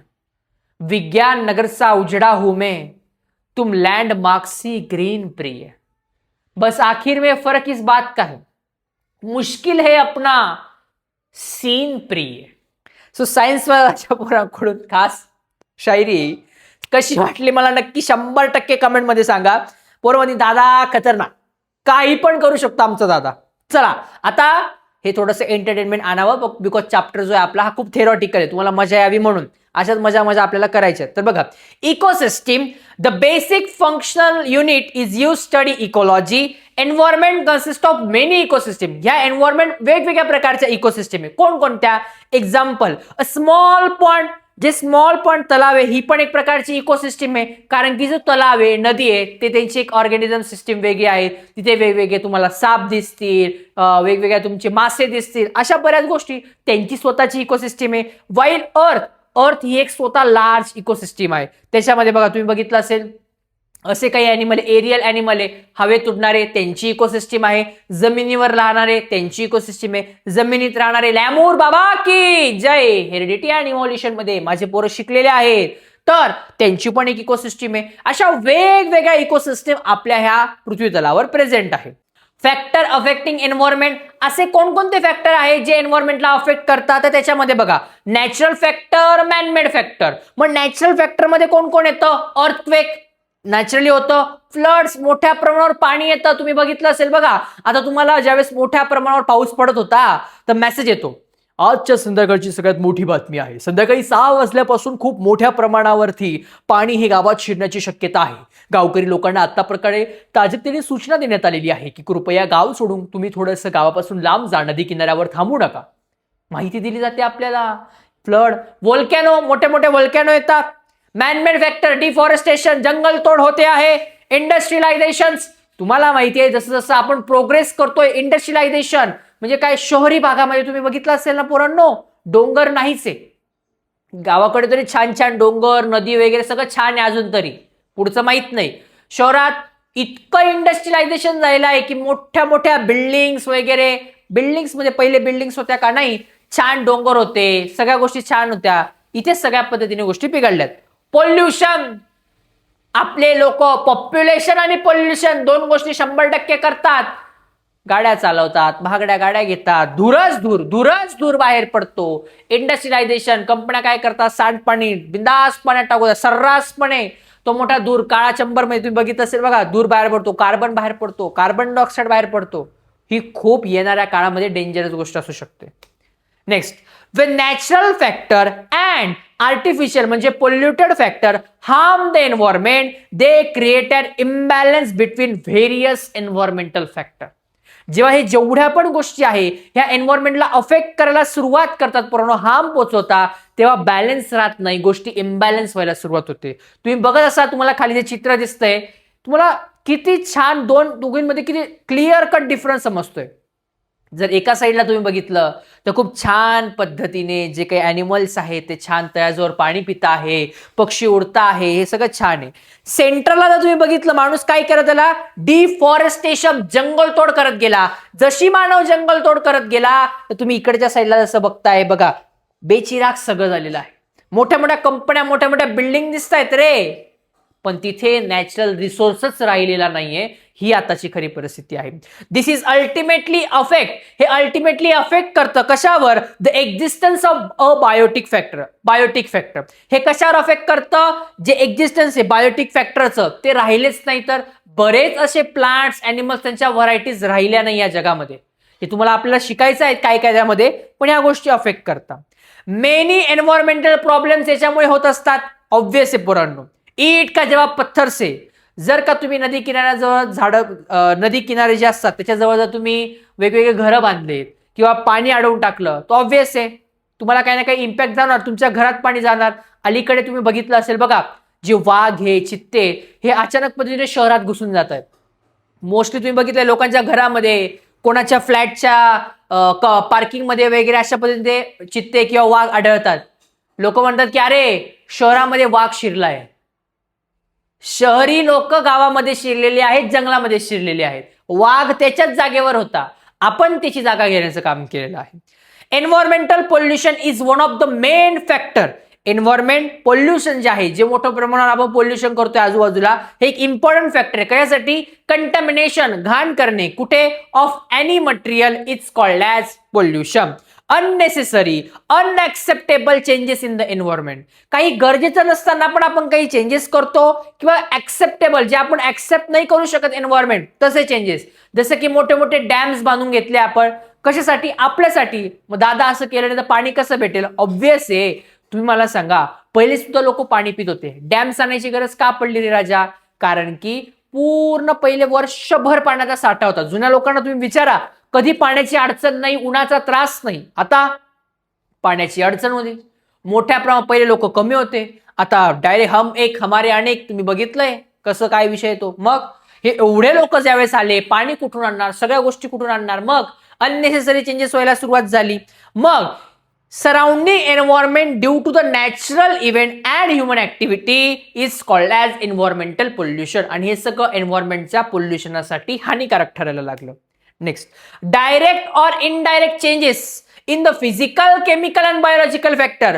तुम्हाला माहिती आहे एन्व्हायरमेंट कशापासून बनलंय? फिजिकल, केमिकल आणि बायोटिक फॅक्टर पासून बनलेलं आहे. याच्यामध्ये जर काही ना काही इनडायरेक्ट किंवा डायरेक्ट बदल व्हायला सुरुवात झाली of air, water and soil which are harmful. हे हानिकारक आहे कोणासाठी? ह्युमन अँड अदर लिव्हिंग ऑर्गॅनिझमसाठी. Is called as environmental pollution. बघा तेच रिपीट आहे, पण आपल्याला छान समजून घ्यायचं आहे. थेअरी खूप जास्त आहे या चॅप्टरमध्ये. तुम्ही बघितलं फर्स्ट डायग्राम किती पोल्युशन होताना दिसेल. सेकंड मध्ये बघा पाण्यामध्ये सर्रासपणे कचरा केला आपण, लाजा वाटत नाही आपल्या लोकांना. थर्ड, एक वेळ अशी येणार पाणीही राहणार नाही तुम्हाला घाण करायला ना हवा तुम्हाला दिसेल. एका वेळानंतर ऑक्सिजन लावा लागेल आपल्याला आणि या सिलेंडरच्या मागे आपले नावं द्यावं लागतील, तेव्हा आपण ओळखू कोण आहे. कारण मास्क लावलेला राहील ना, समजणार नाही नक्की कोण आहे. अशी सुद्धा वेळ येऊ शकते पुढे गेल्यावरती, काहीही होऊ शकतं. आता इतके डेंजर परिस्थिती आहे. Reason responsible for the environment pollution. हे पोल्युशन होण्यासाठी कुठलं रिझन इम्पॉर्टंट, म्हणजे काय रिझन्स येत रे? तर बघा पहिलं पॉप्युलेशन एक्सप्लोजन. मोठ्या प्रमाणावर पॉप्युलेशन होतंय. म्हणजे एखादी गोष्ट जो करत होता पहिले एक जण करत होता, आता एका मागे 100 लोक करायला लागलेले आहेत. ऑब्व्हियस आहे तो प्रॉब्लेम आहे. Fast industrialisation. जर तुम्ही डायग्राम मध्ये तुम्हाला चित्र मी इमेज तुम्हाला दिली, तुम्ही बघा मोठ्या प्रमाणावर इंडस्ट्रियलायझेशन झालेलं आहे. आपण प्रोग्रेस करतोच आहे, पण आपला नॅचरल रिसोर्स न वाचवता, त्याला तोडता, त्याची जंगल तोड करता, पाण्याला अडवत आपण पुढे जातोय. इंडस्ट्रियलायझेशन होतोय. Indiscriminate use of natural resource. जे नॅचरल रिसोर्सेस आहेत इनडिस्क्रिमिनेट म्हणजे काय? Non renewable. जे आपण रिन्युएबल सोर्स नाही करू शकत. जसं काय रे, तुमचा कोल झाला, पेट्रोल झालंय, डिझेल झालं, ह्या गोष्टींच्या प्राइस दिवसेंदिवस वाढतील. एका पॉइंटला हे संपून जातील. तुमच्या माहितीसाठी लहानपणी जुकू आगीनं गाडी शिकलेत तुम्ही. कोळश्यावर रेल्वे चालत होती. आता किती रेअर तुम्ही बघितले तरी का रे कोळश्यावर रेल्वे चालताना? विचार करा पुढच्या पिढीला तुम्ही काय सांगणार आहे. कदाचित तुमच्या गावातून जी नदी वाहत राहील ना, तिथे नंतर नदी पण राहणार नाही. तुमची ज्यावेळेस मुलं येतील, तुमच्या मुलांना तुम्ही काय सांगणार? इथून नदी गेली ते हसतील तुमच्यावरती. आपलं जे गाव आहे त्याची काळजी घ्या. जितकं नॅचरल ठेवता येईल ना, आपल्याला पुढे करायचे, प्रोग्रेस करायची. तुम्हाला प्रोग्रेस करण्यासाठी ह्या गोष्टी कराव्याच लागतात. I agree, totally agree. पण इतकंही प्रोग्रेसच्या नादात राहू नका की आपलं जे मूळ आहे त्यालाच आपण विसरून जाणं. डिफॉरेस्टेशन. मोठ्या प्रमाणावर जंगल तोडे. ऑब्व्हियस आहे, जेवढे लोक वाढतायत, घरं वाढतायत, घरांच्या किमती वाढतायत. तुमच्या माहितीसाठी बरेच असे शेतकरी लोक आहेत की ज्यांनी काय केलं, आपली शेती विकून दिली. मग शेती विकल्यानंतर ती जागा विकत घेतली जाते. जागेवरती काही ना काही मोठ्या मोठ्या बिल्डिंग्स किंवा मोठ्या मोठ्या कंपन्याज उभारल्या जातात. Unplanned urbanization. कुठल्याही प्रकारचं प्लॅनिंग नाही, सगळं वेस्ट मटेरियल आहे. गावाच्या बाहेर टाकलं जातं, कुठेही सर्रासपणे टाकलं जातं. अक्षरशःपणे आपला इंडियन सिस्टीम मध्ये अशी सिस्टीम आहे आपली, एखाद्या ठिकाणी बोर्ड लावला ना, येथे कचरा करू नये, आपले लोक पहिले तिथे कचरा करतात. येथे थुंकू नये असा बोर्ड असेल तर त्या बोर्डवरती आपले लोक थुंकतात. That is why we are never underestimate the power of Indians. चला, pollution is a broad concept. ही पोल्युशन काय मोठी ब्रॉड कन्सेप्ट आहे. यात कोण कोण येतं रे? Air pollution, water pollution, sound pollution, soil pollution, thermal pollution, light pollution. यामध्ये माझ्या पोरांना कदाचित थर्मल पोल्युशन माहित नसेल. थर्मल म्हणजे काय माहिती का? कोल आहे, कोळसा आहे. कोळसाला हीट केली जाते. हीट केल्यानंतर त्याच्यातून बाहेर काय सूट पार्टिकल, छोटे छोटे सूट पार्टिकल बाहेर पडतात. हे पार्टिकल जे आहेत हे स्किनसाठी, कॅन्सरस डिसीज होण्यासाठी हानिकारक आहेत. हे थर्मल पोल्युशन आहे. Next, the ultimate adverse effect of all type of pollution on the existence of living organism. हे जेवढे पण गोष्टी आहे हे अफेक्ट करता पोल्युशनचे कोणावरती? एक्झिस्टन्स. कोणाच्या? आपल्या लिव्हिंग ऑर्गॅनिझम्सला एक्झिस्टन्स राहण्यासाठी. Hence environmental conservation has become need of hour. त्यामुळे एन्व्हायरमेंटचं कन्झर्वेशन होणं इम्पॉर्टंट आहे. म्हणजे मला अजूनही आठवतंय की पहिले आम्ही ज्यावेळेस लहान होतो तेव्हापासूनच हे ज्या गोष्टी एन्व्हायरमेंटचं कन्झर्वेशन व्हायला सुरुवात झाली होती, त्यावेळेस झाडं लावली जायची, कचरा साफ केला जायचा रस्त्यांनी. म्हणजे ते टार्गेट होतं. समथिंग 1 महिने टू महिने ना झाडांचे छोटे छोटे प्लांट्स दिले जायचे आणि त्या गोष्टी केल्या जायच्या. सो आपण आपल्या सायन्स कडून असं काही करू शकतो का? सो आपण नक्की काहीतरी प्लॅन करूयात, एखादा दिवस ठरवू आणि आपल्या सगळ्या मुलांनी त्या दिवशी काय करायचं, छोटे छोटे रोपटे तुम्ही लावायचे, तुमचा फोटो टाकायचा, आपण सगळ्यांचं कोलाज बनवूया आणि आपल्या सायन्स फॅमिलीतर्फे आपण एक टार्गेट ठेवू. तेवढे झाडं तुम्ही, मी, आपण सगळे मिळून लावूया. काय वाटतं पोरांनो? चांगली आयडिया आहे का? फास्ट कमेंट करा बरं. आपण कशाला लोकांना सांगायचं? आपल्यापासूनच सुरुवात केली तर एक झाड, प्रत्येकाने तुमचं झाड लावायचं छान, त्याच्यासोबत फोटो काढायचा, तुमचं नाव आणि तुमच्या गावाचं नाव असं सगळं मेन्शन करायचं. काय वाटतं, आयडिया कशी आहे? आयडिया कशी? नेक्स्ट, रेडिओ ऍक्टिव्ह पोल्युशन सगळ्यात खतरनाक आहे. रेडिएशन बाहेर पडत आहे. रेडिओ ऍक्टिव्ह पोल्युशन म्हणजे काय माहितीये पोरांनो? जे काही न्यूक्लिअर गोष्टी असतात, वेपन्स असतात, ते ज्यावेळेस बनवले जातात ना, त्याच्यातून वेगवेगळे रेडिएशन्स बाहेर पडतात. तसं अणुबॉम्ब तुम्हाला माहिती आहे. या अणुबॉम्बची छान स्टोरी आहे, जी मी तुम्हाला ना याच्यानंतर सायन्स 2चा चॅप्टर नंबर 5 आहे ना, त्याला शिकवणार आहे. तुम्ही वेडे होणार, वेडे. आता वेडा करणार आम्हाला. हा, स्टोरी एकदम मस्त आहे, मजा येणार तुम्हाला ती. सो रेडिओ ऍक्टिव्ह पोल्युशन म्हणजे काय बघा आता, की जी का मेडिकल डिस्पोजर्स असतात, मेडिसिन ज्यावेळेस बाहेर टाकतात, त्याच्यामध्ये काही ना काही केमिकल्स भरलेले असतात, त्याच्याद्वारे सुद्धा रेडिएशन्स बाहेर पडतात. जसं मी तुम्हाला सांगितलं पोरांनो, न्यूक्लिअर वेपन्स आहेत किंवा मोठ्या मोठ्या ठिकाणी जिथे न्यूक्लिअर पॉवर प्लांट तयार होता, त्याच्याद्वारे पण रेडिएशन्स बाहेर पडतात, जे आपल्या स्किनसाठी अजिबात चांगले नाहीये. याच्याद्वारे रेडिओ पोल्युशन होत असतं, रेडिओ ऍक्टिव्ह पोल्युशन होत असतं. आता रेडिओ ऍक्टिव्ह पोल्युशन मध्ये काय? रेडिओ ऍक्टिव्ह पोल्युशन हा क्वेश्चन 3 मार्क्ससाठी one of the most IMP question आहे तुमच्या सायन्स 2चा. काय आहे? Radioactive pollutions occur due to 2 reasons. Radioactive pollution 2 रिझन्समुळे होतो. कोणत्या? नॅचरल आणि आर्टिफिशियल. कोणत्या रे? नॅचरल आणि artificial. UV and IR radiation. नॅचरल रेडिएशनमुळे होतं. बरं, अल्ट्राव्होल्टिक आणि इन्फ्रा रेडिएशन. अल्ट्राव्होल्टिक आणि infra radiation. X-ray and radiation from atomic energy plant. Artificial radiation. जे काही एक्सरेस पण बाहेर पडतात ना, त्याच्यात सुद्धा खूप जास्त मोठ्या प्रमाणावरती रेडिएशन बाहेर पडतात. विचार करा, तुम्ही बॉडी जाते, एक्सरे तुम्ही काढला असेल, ते जो रेडिएशन्स आहे तुमच्या पूर्ण बॉडीत टाकले जातात, ट्रान्सफर केले जातात, आणि मग तेव्हा तो एक फोटो क्लिक होतो. जेव्हा पूर्ण विचार करा ना, आपल्या स्किनची जी लेअर आहे, बरेच सेल एकत्र आल्यावर ही टिश्यू तयार होतो, त्याच्या पूर्ण मधला फोटो काढला जातो. किती रेडिएशन जात असतील जेव्हा एक्सरे बाहेर पडत असेल. Major radioactive mishaps of the world till present. ह्या जगामध्ये आतापर्यंत न्यूक्लिअर प्लांटचे जे रेडिएशन असे मोठे मोठे काय अटॅक झाले, त्याच्यापैकी पहिला आहे चर्नोबिली. चर्नोबिली काय माहितीये पोरांनो? एक युक्रेन साईडला मोठ्या प्रमाणावरती ना जे सायंटिस्ट होते, ते न्यूक्लिअर बॉम्बची टेस्ट घेत होते आणि तिथे अचानक स्फोट होऊन गेला. ऑलमोस्ट 20 ते 25 लोक जागीच डेथ झाली होती त्यांची. हा एक अटॅक झाला. त्यानंतर वाईन स्केल आहे, 3 माइल आइसलँड आहे. ह्या सगळ्या ज्या गोष्टी आहेत, हे सगळं कसलं आहे? रेडिओ ऍक्टिव्ह पोल्युशनचं कारण आहे, ज्याच्यामुळे मोठ्या प्रमाणात लोकांचा जीव गेला होता. ही गोष्ट खूप डेंजर आहे. आपला पण भारताचा जो अणुबॉम्ब आहे, त्याचा तुम्ही मूवी सुद्धा बघितला असेल, त्याच्यात तुम्ही बघितलं असेल किती काळजीपूर्वक ते गोष्टी घेऊन जातात, रेडिएशन बाहेर पडतात. इव्हन असं नाही की नॉर्मल रेडिएशन असतात. एखाद्या ठिकाणावरती जर का न्यूक्लिअर बॉम्बचा अटॅक झाला, त्याच्या आजूबाजूचा जो काही परिसर आहे, हे अनेक वर्ष जे आहेत वेगवेगळ्या आजारांनी त्रस्त असतात.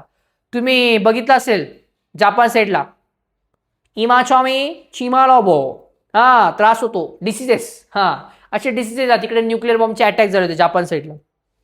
Next, effect of radiations. काय इफेक्ट होतात दादा रेडिएशनचे? Cancerous ulceration occur due to higher radiations exposure from x ray.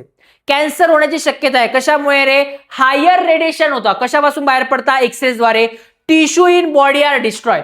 आपल्या बॉडीची टिश्यू आहे दादा. टिश्यू म्हणजे काय? आपली बॉडी डोक्याच्या केसापासून पायाच्या नखापर्यंत कशापासून तयार झाली रे? सेल. बॉडी डोक्याच्या केसापासून पायाच्या नखापर्यंत कशापासून तयार झाली रे? सेल. सेल रे सेल, काळे काळे सेल. म्हणजे सेल आहे, हे नंबर ऑफ सेल एकत्र आले की टिश्यू तयार होतो. हे टिश्यू सुद्धा डिस्ट्रॉय होऊ शकतात. कशामुळे? रेडिएशनमुळे. जेनेटिक चेंजेस, बदल होता. जसं मी तुम्हाला सांगितलं, जापनीज लोक जेनेटिक चेंजेस होता. Vision is adversely affected. दिसणं तुम्हाला दिसत नाही, अरे बाबा का आहे रे, असं दिसणं कमी होतं तुमचा. विजन इफेक्ट होऊन जातं. Need of environmental conservation. Environment कन्झर्वेशनची गरज आहे. कस काय? General public is not aware about rule of environmental conservation. आपले जे आजूबाजूचे जे लोक आहेत ना, यांना अजून अवेअरनेसच आलेलं नाहीये की एन्व्हायरमेंटचं कन्झर्वेशन का केलं पाहिजे. आपल्याला फक्त माहिती आहे सकाळी उठायचं, डब्बा घ्यायचा, कामाला जायचा, घरी यायचं, झोपायचं. याच्या व्यतिरिक्त एन्व्हायरमेंट प्रती आपलं काही कर्तव्य आहे का, याची आपला अवेअरनेस नाहीये. There should be large scale participation of people in the environment conservation. पण मोठ्या प्रमाणावरती लोकांची गरज आहे एन्व्हायरमेंटचं कन्झर्वेशन करण्यासाठी. Environmental problem can be solve only if the protection conservation become an effective public environment. जर का सगळ्या लोकांनी ठरवलं ना आणि मस्त ट्री प्लांटेशन केलं, बघा तुम्हाला इमेजमध्ये दिसत असेल वेगवेगळे लोक एकत्र आले, ट्री प्लांटेशन केलं. विचार करा, आपण दर बर्थडे आपला सेलिब्रेट करतो. आपण अप्रॉक्सिमेटली वयाची 50 वर्ष मिनिमम जगतात माणूस. वयाच्या आपण 10व्या वर्षापासून सुरू केलं किंवा 15 वर्षापासून कितीतरी झाडं लावू शकतो. परंतु आपण 30 ते 35 झाडं आपण किंवा 40-50 झाडं आपण लावू शकतो जोपर्यंत आपण जात नाहीये. विचार करा, इतके दिवस श्वास घेतला, पैसे दिले का एन्व्हायरमेंटला आपण? नाही, फुकट. फुकट म्हणून प्रॉब्लेम. फुकटची किंमत राहत नाही आणि गोष्ट खरी, फ्रीची किंमत बऱ्याच लोकांना राहत नाही. असो, आता काय बोलायचं, चला. Value like positive attitude, affection toward the environment and knowledge about should be include in children since childhood. लहानपणापासूनच जे काही आपले मुलं आहेत ना, त्यांना या गोष्टीचं अवेअरनेस करा, त्यांना नॉलेज द्या त्या गोष्टीचं काय इम्पॉर्टंट आहे, प्लांट्सचं महत्व समजवा. असं this help make a future generation more aware. हे हेल्प करेल जी येणारी जनरेशन आहे, जेन झी जनरेशन जी आहे, याच्यानंतर कदाचित बीटा आणि गॅमा जनरेशन येणार, about the environmental conservation protection. त्यांच्यात अवेअरनेस राहील. आणि मी तुम्हाला सांगतो, मागच्या लोकांनी काय केलं माहिती नाही, पण आपल्यासारखी जी जनरेशन आहेत ना, 100% काहीतरी करू शकते. जर ठरवलं ना, काही पण करू शकते आपली जनरेशन. खतरनाक जनरेशन आहे. इट इज नेसेसरी, हे गरजेचं आहे, टू इन्क्रीज काय अवेअरनेस थ्रू एज्युकेशन. एज्युकेशन हा एक असा प्लॅटफॉर्म आहे जिथून तुम्ही कुठल्याही गोष्टीचा चांगल्या पद्धतीने प्रचार करू शकतात, अवेअरनेस आणू शकता समाजामध्ये. जसं की तुम्हाला मी सांगितलं बघा, जो आपला चॅप्टर नंबर 3 होता, ज्याच्यामध्ये मी तुम्हाला मेन्स्ट्रुअल सायकल बद्दल सांगितलं. बऱ्याच मुलींनी छान छान कमेंट केल्या की दादा बरं झालं तू हे सांगितलं, जेणेकरून बऱ्याच मुलांना आता ही गोष्ट समजते की मुलींना किती त्रास होतोय. आणि बऱ्याच मुलांनी ऍक्सेप्ट केलं आणि मी टाळ्या त्या सगळ्या मुलांसाठी वाजेल माझ्याकडून स्वतःकडून. का माहितीये का? ऍक्सेप्ट केलं. पोरांनो, तुमचं जे वय आहे ना, तुम्ही ऑब्झर्व केलं असेल, तुमचे एखादे शाळेतले शिक्षक किंवा क्लासचे ट्युशनचे शिक्षक तुम्हाला 10 वेळा एखादी गोष्ट सांगता, तुम्ही लवकर ऐकत नाही. मी तुम्हाला एक गोष्ट जर सांगितली तुम्ही लगेच ऐकतात. का माहितीये? कारण तुम्ही मला शिक्षक किंवा काही कुठं मोठा सर नाही समजत, तुम्ही मला तुमचा हक्काचा दादा समजता. आणि विचार करा, माझी एखादी गोष्ट बोललेली तुम्ही किती काळजीपूर्वक ऐकली आणि आय होप सो की या पुढे तुम्ही ती डोक्यात ठेवणार आणि अंमलात आणणार. बऱ्याच पोरांनी मेसेजेस सुद्धा केलेले आहेत की दादा आम्ही यानंतर या गोष्टीची काळजी घेऊ आणि चांगल्या पद्धतीने रिस्पेक्ट द्यायचा प्रयत्न करू. विचार करा, हा प्लॅटफॉर्म किती एज्युकेशन महत्वाचा आहे मुलांना जागरूक करण्याचा. असो, सर्दी रे पोरांनो, सर्दी. दर्दी है लेकिन हमें सर्दी है. दर्दी है लेकिन हमें सर्दी है. सच कहूं तो हमारे सामने सीख रहे बच्चों की प्यारी प्यारी गर्दी है. असं. All develop and developing undevelop countries have त्यांनी ऍक्सेप्ट केलेला आहे रिस्पॉन्सिबिलिटी ऑफ एन्व्हायरमेंटल प्रोटेक्शन. तुम्हाला मॅप दिसत असेल पोरांनो, यामध्ये बरेच काही काही राज्य आहेत. भारत बघा पूर्ण हिरवेगार आहे, हिरवा हिरवा असा. हे ग्रीन पूर्ण प्लांट्सने सगळ्या गोष्टीने छान करण्याचा त्यांनी इनिशिएटिव्ह घ्यायला सुरुवात केलेली आहे. Countries have define future plan for the environmental protection. या कंट्रीजने काय केलेलं आहे, फ्युचर प्लॅन जो आहे एन्व्हायरमेंटला कन्झर्व करायचं हे ठरवलं आहे. Necessary law have been constituted for the environmental protection. बऱ्याच कंट्रीने स्वतःचे लॉ काढलेले आहेत. काय, एखादं झाड जे आहे जर का तुम्ही तोडलं, त्याच्या बदल्यात तुम्हाला एवढे एवढे झाडं लावावं लागतील. त्याचबरोबर ते कन्झर्व, त्यांचं जतन करणं सुद्धा इम्पॉर्टंट आहे. असे काही लॉ सुद्धा आणत गेलेले आहेत. इम्पॉर्टंट चार्ट आहे. बोर्डला या अगोदर 2 मार्क्ससाठी विचारला गेला आहे, आय थिंक 3 मार्क्सला सुद्धा आता. बघा काय काय आहे. Need of environmental conservation. Environment conserve करण्याची का गरज आहे तुम्हाला दिलेलं राहिले already. To maintain the balance in nature. Balance जो आहे नेचर मधला हा मेंटेन करण्यासाठी. To solve the natural and artificial problem. जे आर्टिफिशियल अँड नॅचरल प्रॉब्लेम आहे सॉल्व्ह करण्यासाठी. आता to prevent depletion of natural resources. To prevent depletion of natural resources, to prevent environmental damage, to conserve biodiversity, to reduce impact of pollution and prevent the global warming. पाठ करून टाका. आत्ताच्या आत्ता एकदम सडेतोड पाठ पाहिजे, हे तुम्हाला पेपरला लिहावं लागणार आहे ॲज इट इज. अजिबात चेंजेस नाही. बघा, थेअरीचे जे क्वेश्चन्स आहेत ना, पाठ करायला खूप वेळ लागत असेल, पण तुम्ही तिथे चेंजेस करू शकता. हे जे आहे पाठ करायला इझी दादा, पण बोर्डला ॲज इट इज तसं पाहिजे. तुम्ही पूर्ण डिस्क्रिप्शन नाही लिहू शकत. सो हे छान पाठ करून टाका. आणि पुस्तकात जर का तुमच्या जवळ असेल, मार्क करून ठेवा मोस्ट IMP, VVIMP आहे. Environmental conservation is our social responsibility.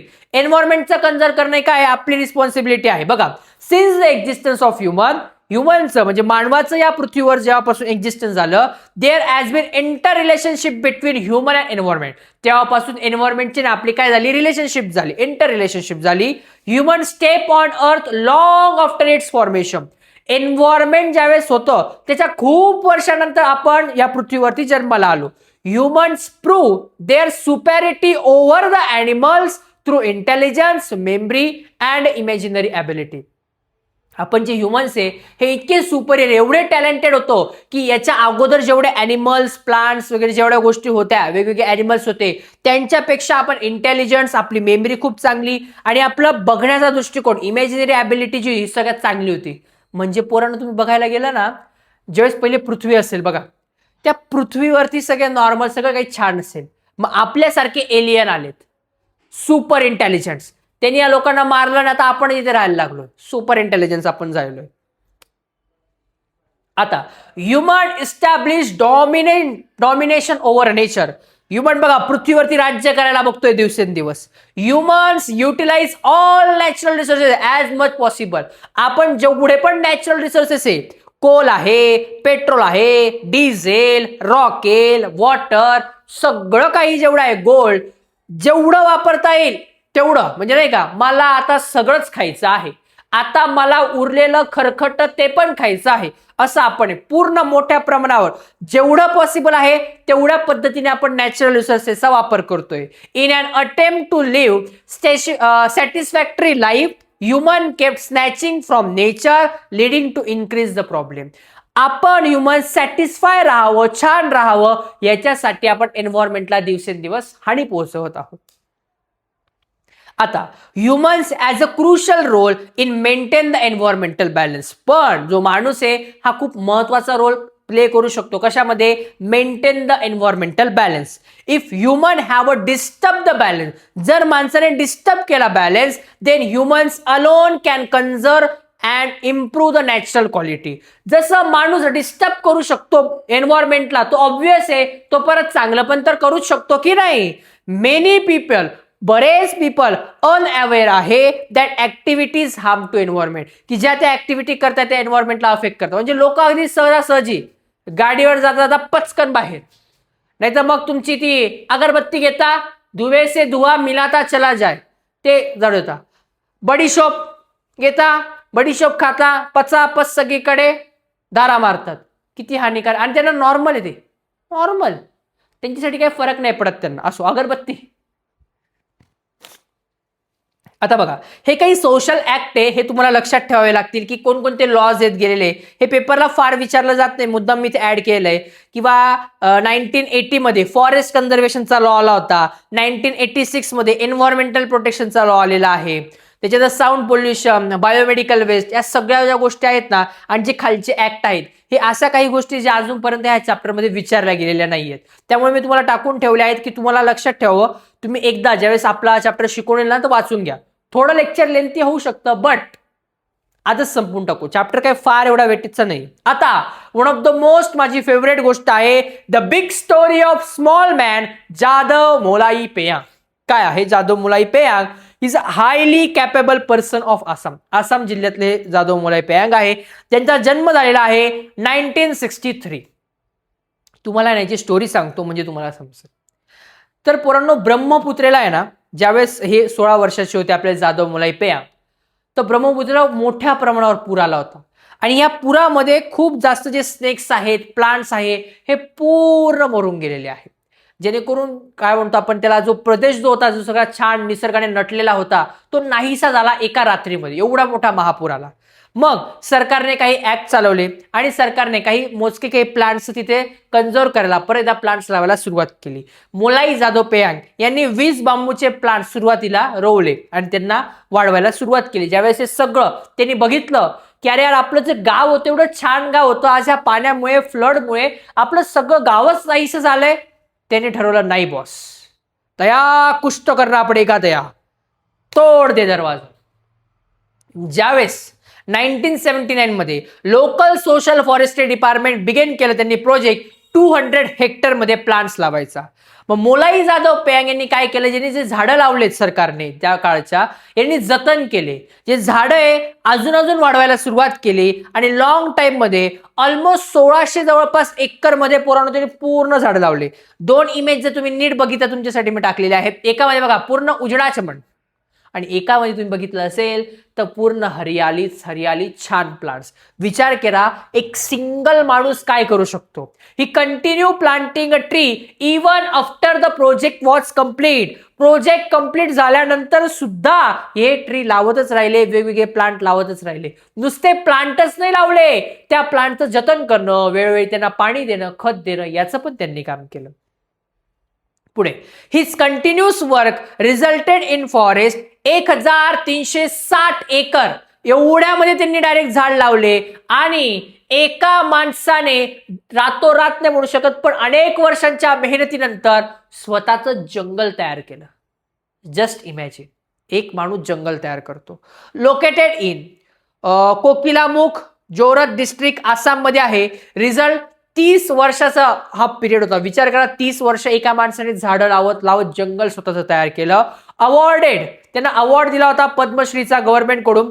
Today is known as a Molai jungle आणि या जंगलाला आता नाव दिलं आहे मोलाई जंगल. किती छान कन्सेप्ट असेल. परत त्यांना किती छान वाटत असेल की आपलं गाव परत एकदा पहिलेसारखं झालं आणि कदाचित पहिले जेवढे प्लांट्स नव्हते तेवढं एक मोठं जंगल त्या गावामध्ये तयार झालं. आसामची गोष्ट आहे.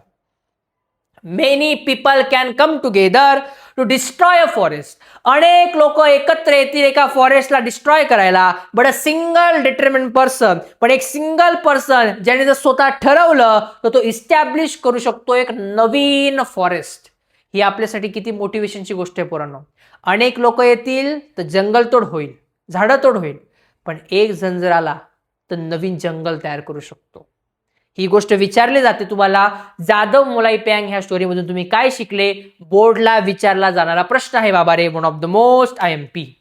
Environmental conservation and biodiversity. The most harmful effect of environmental pollution occur in living organism. कोणावर होतो परिणाम? लिव्हिंग ऑर्गॅनिझमवर होतो. Our living organism has been richly diverse with a varieties of plants and animals. हे जे लिव्हिंग ऑर्गॅनिझम आहे, आपला जो plants आहे, आजूबाजूचं एन्व्हायरमेंट आहे, वेगवेगळ्या रिच डायव्हर्स म्हणजे काय, वेगवेगळ्या प्रकारच्या व्हरायटीज आहे इथे, प्लांट्सच्या पण आणि अॅनिमल्सच्या पण. जसं की वाघ, पांढऱ्या पट्ट्याचा वाघ आहे, पिवळ्या पट्ट्याचा वाघ आहे, पाण्यातला वाघ आहे, वेगवेगळे प्रकार आहेत त्यांचे पण.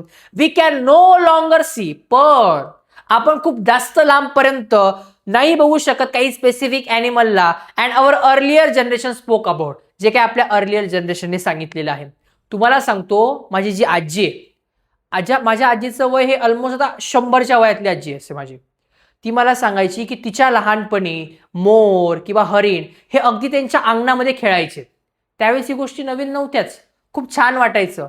आज आपण मोर किंवा हरणाला बघायला एखाद्या झू मध्ये आपल्याला जावं लागतं. आणि हीच पुढच्या पिढीमध्ये येणारी गोष्ट आहे.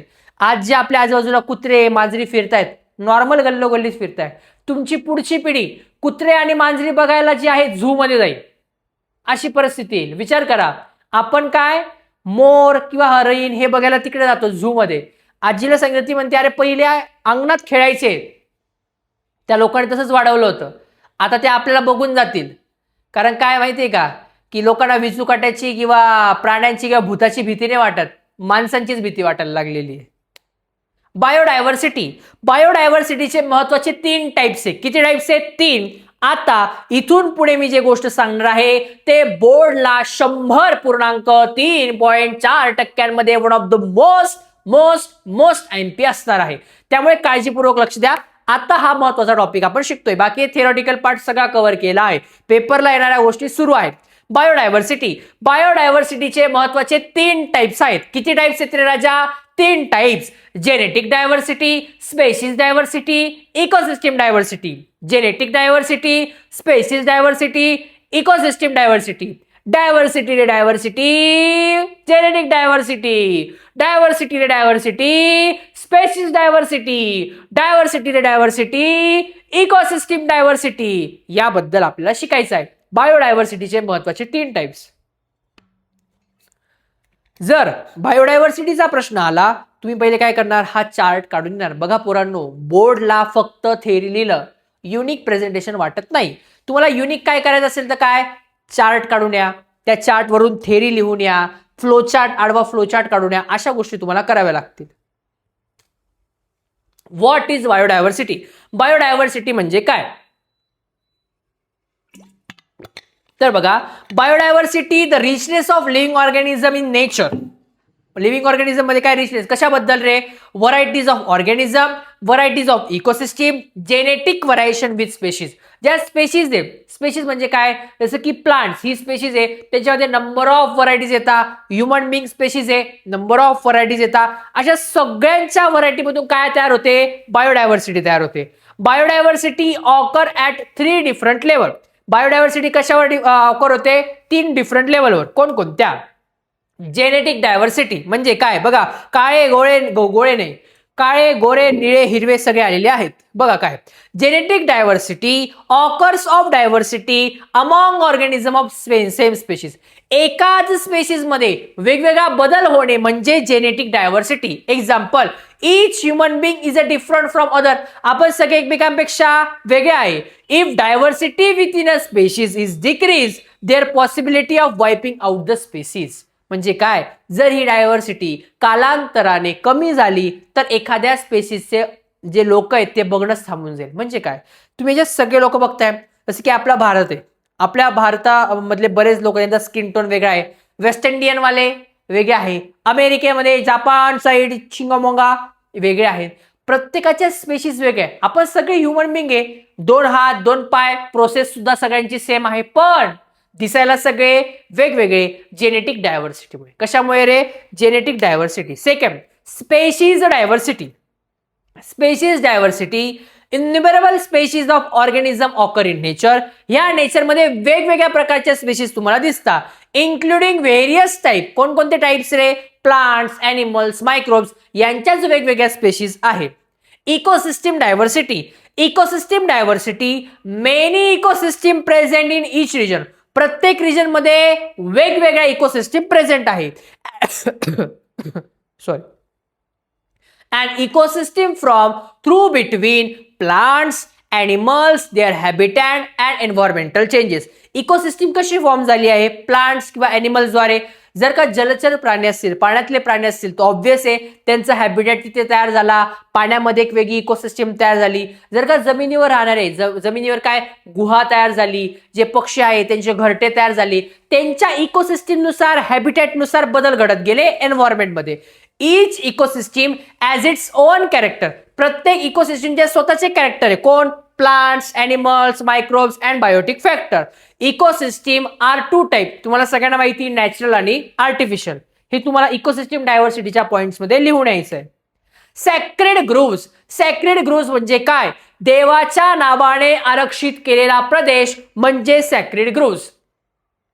पहिले तुम्हाला सॅक्रेड ग्रोव्ज काय म्हणजे सांगतो, मग तुम्हाला हे बाकी आपण लिहायचं काय ते बघूयात. बघा, जर का मी तुम्हाला सांगितलं की पोरांनो, किंवा आपल्याला कोणी एक XYZ सांगितलं की एक मोठा डोंगर आहे, डोंगरावर एखादा प्रोजेक्ट आलेला आहे, एक मोठा तिथे इंडस्ट्रियलायझेशन होणार आहे आणि त्या गावामध्ये सगळं डोंगर तोडायचं आहे आणि छान मोठ्या मोठ्या बिल्डिंग्स उभारायच्या आहेत. जर गावाच्या लोकांनी सांगितलं हो असं करू नका, तिथे जे आहेत ना मोठा डोंगर आहे, एवढा डोंगर कापला, झाडं तुटले जातील, तिथे पोल्युशन पण होणार, एवढं ऑक्सिजन या गावामधनं कमी होऊन जाणार, त्रास होईल गावातल्या लोकांना. लोक ऐकतील का ते? अजिबात नाही ऐकणार. पण गावातल्या लोकांनी सांगितलं अहो ते जे डोंगर आहे हे देवाचं आहे, तिकडे अशा अशा नावाची एक देवी होऊन गेलेली आहे, देवीचा प्रकोप झाला तर मोठा अनर्थ होईल, तुमचा जो प्रोजेक्ट आहे हा नाहीसा होईल, तुमचा जो मोठा बॉस आहे त्याला वेगवेगळा आजार होईल, कारण की तो देवाच्या नावाखाली आरक्षित केलेला प्रदेश आहे. तुम्हाला माहिती आहे, वी आर इंडियन्स. लोक घाबरून जाणार, प्रोजेक्ट थांबवणार. असे बरेच गोष्टी आहे इंडियामध्ये ज्या देवाच्या नावाखाली आरक्षित करून ठेवलेल्या आहे. मी म्हणतो ती श्रद्धा, अंधश्रद्धा, व्हॉट एव्हर काही असो, पण चांगलं आहे ना, ऍटलिस्ट त्या प्लांट्स, त्या जागेचं रक्षण तरी होत आहे. बघा, sacred groves, forest conserve in the name of God consider as sacred. म्हणजे काय, असं फॉरेस्ट, असं जंगल जे देवाच्या नावाखाली आरक्षित केलं. बघा, तुम्हाला छान इमेज दिसत असेल. हा, these are actually centuries conserved by society, not by government forest department. आपल्या सोसायटी मधल्या लोकांनी काहीतरी श्रद्धेच्या नावाखाली आरक्षित केलेला प्रदेश आहे, कुठल्याही फॉरेस्ट डिपार्टमेंट कडून नाही. Since conserve in the name of God they receive a special protection. देवाच्या नावाखाली आरक्षित केलंय म्हणजे चांगलं प्रोटेक्शन येतं, पोलीस थांबता, कोणी पण बाहेरून कोणी घुसू नका, कारण लोकांच्या आस्थेला तडा नको जायला पाहिजे म्हणून. These are forest clusters are present not only western Ghat of India but across the entire country. फक्त इंडियातच नाही तर अक्रॉस कंट्री मध्ये प्रेझेंट आहे. बघा, तुम्हाला मॅप मध्ये जो भारताचे आहे ते वेगवेगळे छोटे छोटे छोटे छोटे झाडं दिसत आहेत. या प्रदेशामध्ये देवाच्या नावाखाली आरक्षित केलेला सॅक्रेड ग्रुपचा प्रदेश आहे. More than 13,000 sacred groves have been reported in India. इंडियामध्ये 1300 पेक्षा जास्त जे आहे सॅक्रेड ग्रुव्स इंडियामध्ये प्रेझेंट आहे. How can biodiversity be conserve. छान, आता इतिहासामध्ये जायचं आहे की बायोडायव्हर्सिटीला आपण कन्झर्व कसं करू शकतो. हे काही 7 आहे. 100% one of the most MP आत्ताच पाठ करायचे आहे. Protecting the rare species of organism. Protect करायचे कोणाला? रेअर स्पेसीज ऑफ ऑर्गॅनिझम्सला. Establish national park and sanctuaries. कोणाला इस्टॅब्लिश करायचंय? काही नॅशनल पार्क किंवा सेंच्युरीज. म्हणजे काय, ज्या रेअर होणाऱ्या स्पेशीज आहेत ना त्यांना प्रोटेक्ट करून ठेवायचं, त्यांचं रक्षण करायचं. इस्टॅब्लिश काय इस्टॅब्लिश करायचे? नॅशनल पार्क किंवा सेंच्युरीज, जिथे जे प्लांट्स आहे, ॲनिमल्स आहे, त्यांचं आपण जतन करू शकतो, म्हणजे झूज क्रिएट करू शकतो आपण. डिक्लेअरिंग सम रिजन बायोसर्स. काही जे रिजन आहे त्यांना फक्त बायोसर्स म्हणजे का ठराविक गोष्टीच्या खाली आरक्षित करून ठेवायचा, तिथे कोणी बाहेरून लोक येणार नाही, असं काहीतरी करायचं. Project for the conservation of special species. जे काही स्पेशल स्पेशीज आहेत नवनवीन की ज्या संपुष्टात येऊ शकतात, त्यांच्यासाठी काय नवीन नवीन प्रोजेक्ट आणायचे.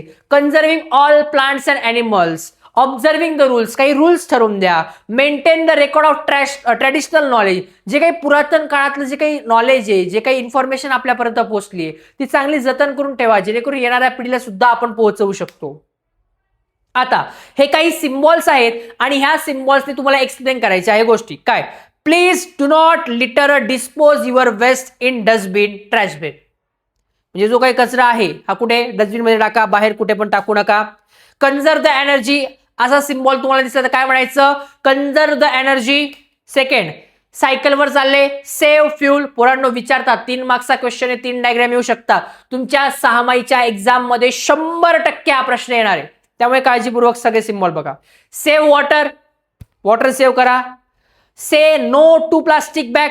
प्लास्टिक बॅगला नाही म्हणा. Object suitable for composting. Save our earth. Voluntary organisation आणि इंटरनॅशनल एन्व्हायरमेंट ऑर्गनायझेशन. आता हे जे एन्व्हायरमेंट आहे यांचं कन्झर्वेशन होण्यासाठी, जतन होण्यासाठी काही ऑर्गनायझेशन एकत्र आल्या. काही व्हॉलंटरी ऑर्गनायझेशन जे स्वतःहून पुढे येत आहेत, काही इंटरनॅशनल एन्व्हायरमेंटल ऑर्गनायझेशन आहे. 3 ते 4 लक्षात ठेवा, विचारले तर आपल्याला कामात येतील. माय रोल इन एन्व्हायरमेंट. माझा एन्व्हायरमेंट मध्ये काय रोल आहे दादा? Conservation. Conserving the available resources. आता जे काही आहे ऍटलिस्ट त्याचं जतन करून ठेवणं. कंट्रोल. काय control? Preventing the harm, stopping the harmful activity, changing the mindset. एवढं तर कंट्रोल करू शकतो की आपला माइंडसेट आहे एन्व्हायरमेंटला कन्झर्व करण्याचा, तो बदलू शकतो आपण. Production. Revival of harm factor of environment, attempting the innovation.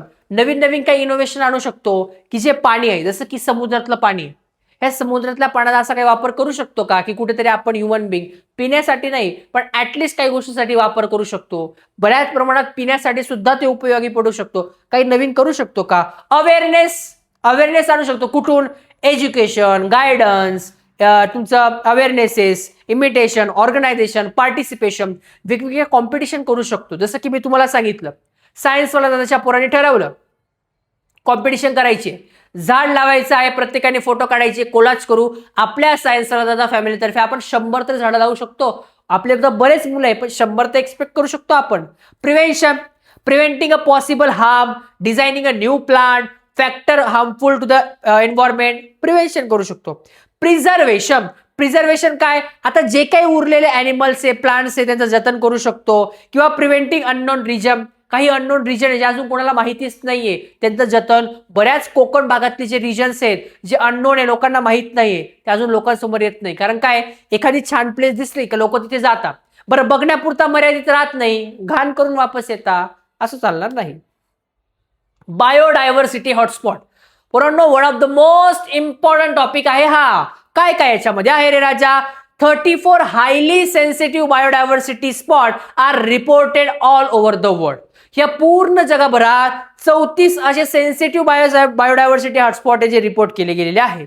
This R once occupy 15.7% जो आहे अर्थचा एरिया त्यांनी व्यापलेला आहे. At present 86% of this sensitive area are already destroy. Biodiversity hotspot जिथे वेगवेगळ्या रेअर स्पेशीज आढळतात ना, त्याच्यापैकी 86% ह्या सेन्सिटिव्ह झाल्या आहे, म्हणजे ऑलरेडी आता संपुष्टात आलेल्या आहे.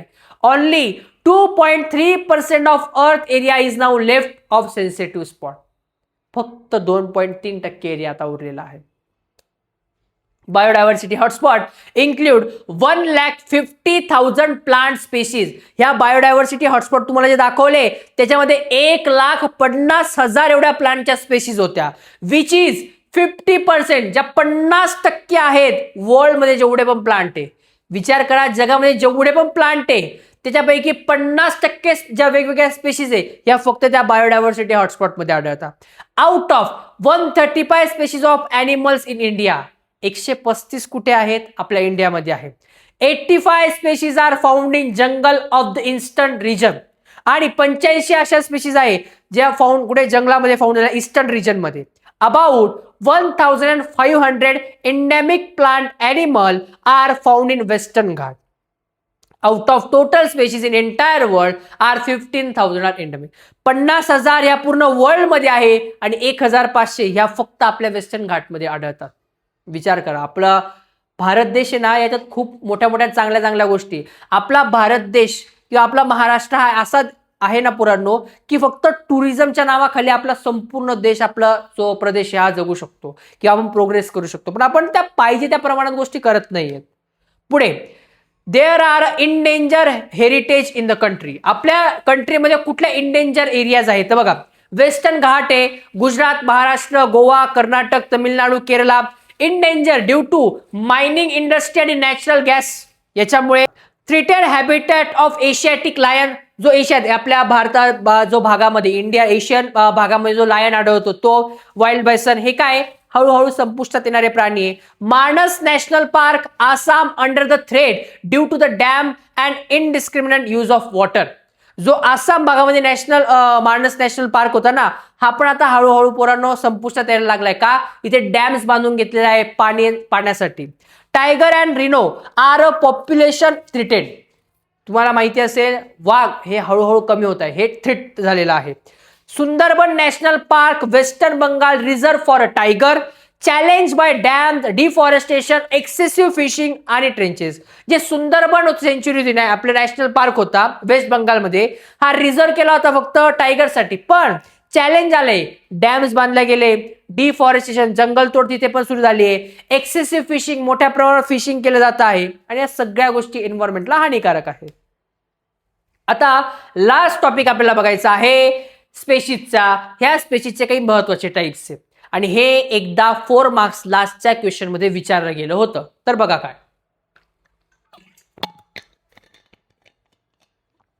पहिला आहे इनडेंजर स्पेशीज. कोणता आहे रे राजा? Endanger species. The number of organism decline or habitat shrink to great extent. मोठ्या प्रमाणावरती असे काही ॲनिमल्स आहेत जे endangered species. Number of organism are declined or habitat shrunk to great extent. हे काही ॲनिमल्स आहेत ना पुरानो, असे काही ॲनिमल्स आहे जे हळूहळू आता नाहीसे होताना तुम्हाला दिसतात, इनडेंजर आहेत ते. Can become a existent in near future if conservation measure are not implemented. जर का आपण यांचं जतन केलं किंवा यांना छान पद्धतीने ठेवलं नाही तर काही दिवसांनी हे ॲनिमल दिसणारच नाही. Example, lion tail monkey and lesser florican. हा एक पक्षी आणि तुम्हाला मंकी तुम्हाला माहिती बघा, असं केस वगैरे होते त्याला. खूप रेअरली आता दिसतोय, इंडेंजर झालेला आहे. इव्हन इंडेंजर स्पेशीजमध्ये चिमणी, म्हणजे मला अजून पण आठवतंय लहानपणी, तुमच्या आणि माझ्या एजमध्ये तसा फार फरक नाही राजा, पण आमच्या लहानपणी घराच्या बाहेर असा एक छोटासा बाउल ठेवलं जायचं, पाणी वगैरे आणि तांदूळ वगैरेची चूर ठेवली जायची. चिमण्या सकाळी सकाळी यायच्या आणि ते मस्तपैकी खायच्या, पाणी प्यायच्या, आम्ही लांबून बघायचो. आता चिमणी मला आठवतच नाही की लास्ट टाइम कधी बघितलेली होती. Rare species. The number of organism considerable decline. Rare म्हणजे काय, हे ऑलमोस्ट संपलेले आहे आता. Being endemic they may become extinct very fast. हे लवकरात लवकर जाऊ शकतात, जाण्याच्या मार्गावर आहेत. रेड पांडा आणि musk deer. Oh my dear, लक्ष is here. Vulnerable species. Number of organism extremely low and continuously decline. हे वल्नरेबल काय आहे, हे आता पोरांनो हळूहळू रोज दिवसेंदिवस मोठ्या प्रमाणाची कमतरता बसायला सुरुवात होते. Continuous decline in number of organism. Organism म्हणजे काय, चिंता करण्याची गोष्ट आता वाढलेली आहे. एक्झाम्पल टायगर आणि लायन. म्हणजे एक मला आठवते लहानपणी एक बातमी आलेली होती, चित्ते जे भारतातले, चित्त्यांची संख्या कमी होती. मग आपण आफ्रिकेतून चित्ते इम्पोर्ट केले होते का? चित्ते चित्ते चित्ते रे चित्ते. विचार करा, चित्ते कमी झाले होते आपल्या इंडियामध्ये, बाहेरून आपण इम्पोर्ट केले का? ह्या स्पेशीज कमी झालेल्या होत्या. इनडिटर्मिनंट species appear in danger but lack of definite substantial information due to the behavioral habitat like their shyness. असे काही ॲनिमल्स आहे जे तर आपल्याला माहितीच नाहीये, कारण का त्यांचा लाजाळूपणामुळे किंवा काही गोष्टीमुळे ते कधी समोर आलेलेच नाहीयेत. एक्झाम्पल जायंट स्क्विरल, शेकरू. बरेच वर्ष शेकरू हा प्राणी पृथ्वीवर एक्झिस्ट करतो हे आपल्याला माहितीच नव्हतं. खूप नंतर समजलं का? लाजाळू येतो, जास्त मध्ये मध्येच राहतो, म्हणजे आता आहे पण की नाही आपल्याला माहित नाही. विचार करा, कितीतरी असे ॲनिमल्स असतील जे आपल्याला माहित नाही पण जंगलामध्ये आहेत अजून सुद्धा. आणि अशा पद्धतीने आपला चॅप्टर नंबर 4 चा दी एंड झालेला आहे. पोरांनो, आय नो लेक्चर खूप मोठं झालेलं आहे, पण सिंपल मध्ये गालावरती डिंपल पडत राहायची थेरी वाचायची आहे. 100 पूर्ण 3.4% थेरॉटिकल क्वेश्चन जे आहेत लर्न करायचे आहे. Chart based question, activity based question खूप चांगले करून जा. चॅप्टर नंबर 4 चा आम्ही इथे दी एंड करतो. गोष्टात सांगायला वेळ नाही, पण नेक्स्ट आठवड्यात 2 गोष्टी सांगेल, बिकॉज आपला व्हिडिओ ऑलरेडी खूप मोठा झालेला आहे. Thank you so much. मजा करा, मस्ती करा, अभ्यास करा, पण आपल्या आईवडिलांना त्रास होणार नाही. राजारी याची काळजी घ्या. जास्तीत जास्त मित्रांपर्यंत आपला व्हिडिओ पोचवा. लाईक करा, सबस्क्राईब करा. लाईक 500 पेक्षा जास्त पाहिजे.